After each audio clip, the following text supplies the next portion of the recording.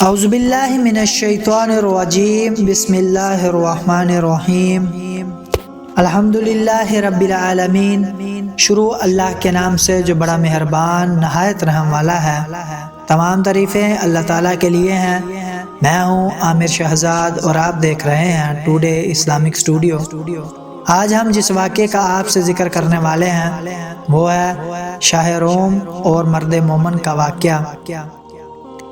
بیان کیا جاتا ہے کہ روم کے ایک جنگجو بہادر نے حضرت عمر رضی اللہ تعالیٰ عنہ کے زمانے میں مسلمانوں کی ایک جماعت کو قید کر لیا اور شاہ روم سے بیان کیا کہ مسلمانوں میں ایک شخص نہایت قوی اور محب قسم کا انسان ہے جس کو دیکھ کر بھی خوف معلوم ہوتا ہے۔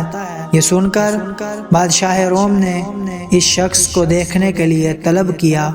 اس زمانے کے دستور کے مطابق شاہ روم کے سامنے زنجیر لگی ہوئی ہوتی تھی جس کی وجہ سے باہر سے آنے والے کو بادشاہ کے سامنے جھک کر آنا پڑتا تھا۔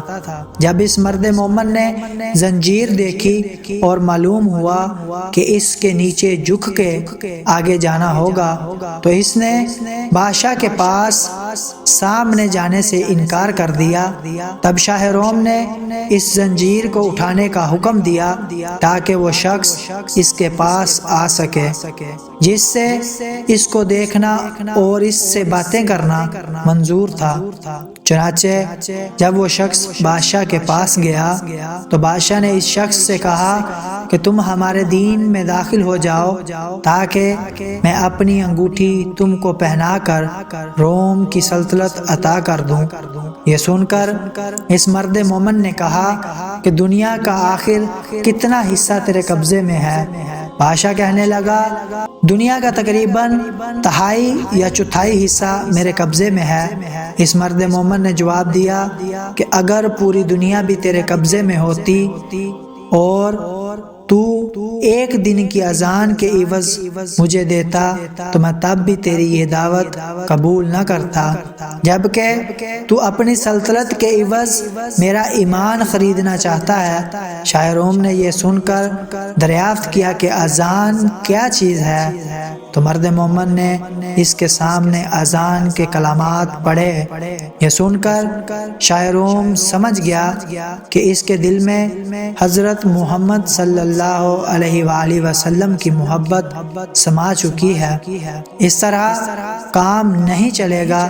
یہ سوچ کر اس نے حکم دیا کہ ایک دیگ میں پانی کھلا کر اس شخص کو اس میں ڈال دیا جائے تاکہ کھولتے پانی میں پڑھ کر اس کا کام تمام ہو جائے یا خوف کھا کر اپنے دین سے پھر جائے۔ چنانچہ حکم کی تعمیل کی گئی۔ جب اس مرد مومن کو دیگ میں ڈالا گیا تو وہ بسم اللہ پڑھ کر داخل ہوا اور حکم الہی کی برکت سے دوسری جانب سے باہر آ گیا۔ یہ دیکھ کر لوگوں کو اور بھی تعجب ہوا اور اس کے بعد بادشاہ نے حکم دیا کہ اندھیری کوٹری میں اس کو بند کر دیا جائے اور 40 دن تک سوائے خنزیر اور شراب کے کوئی چیز اس کو کوٹری میں نہ ڈالی جائے۔ چنانچہ اس کی تعمیل کی گئی اور جب 40 روز کے بعد کوٹری کھولی گئی تو لوگوں نے دیکھا کہ جو کچھ اس میں ڈالا گیا تھا اس میں سے مرد مومن نے کچھ بھی نہیں کھایا۔ تو دریافت کیا گیا آخر تو نے اس میں سے کیوں نہیں کھایا؟ حالانکہ شریعت محمدی میں ایسی ضرورت کے وقت اس کا استعمال جائز ہے۔ مرد مومن نے جواب دیا کہ اگر میں اس میں سے کچھ کھا لیتا تو تم کو خوشی ہوتی، میرا مقصد تم کو غصہ دلانا ہے۔ پھر بادشاہ اس سے کہنے لگا کہ اچھا اگر تو مجھے سجدہ کر لے تو میں تجھے اور تیرے ساتھیوں کو چھوڑ دوں گا۔ یہ سن کر مرد مومن نے جواب دیا کہ حضرت محمد صلی اللہ علیہ وآلہ وسلم کے دین میں خدا کے سوا کسی کو سجدہ کرنا درست نہیں۔ اس کے بعد شاہ روم نے کہا اچھا پھر تم میرا ہاتھ چومو کہ میں تم کو اور تمہارے ساتھیوں کو رہا کر دوں۔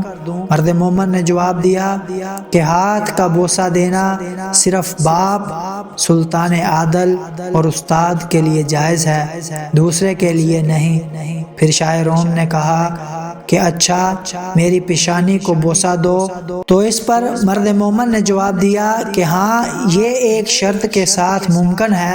بادشاہ نے کہا جس طرح تم کو منظور ہو۔ بس مرد مومن نے اپنی آستین اس کی پیشانی پر رکھی اور اس کو چوم لیا، اس نیت سے کہ میں اپنی آستین کو بوسہ دے رہا ہوں۔ اس کے بعد بادشاہ نے اس مرد مومن کو اس کے ساتھیوں کے ساتھ بہت سارا مال دے کر رہا کر دیا، اور حضرت عمر رضی اللہ تعالیٰ عنہ کو خط لکھا کہ اگر یہ شخص ہمارے شہر میں ہمارے دین پر ہوتا تو ہم اس کی پرستش کیا کرتے۔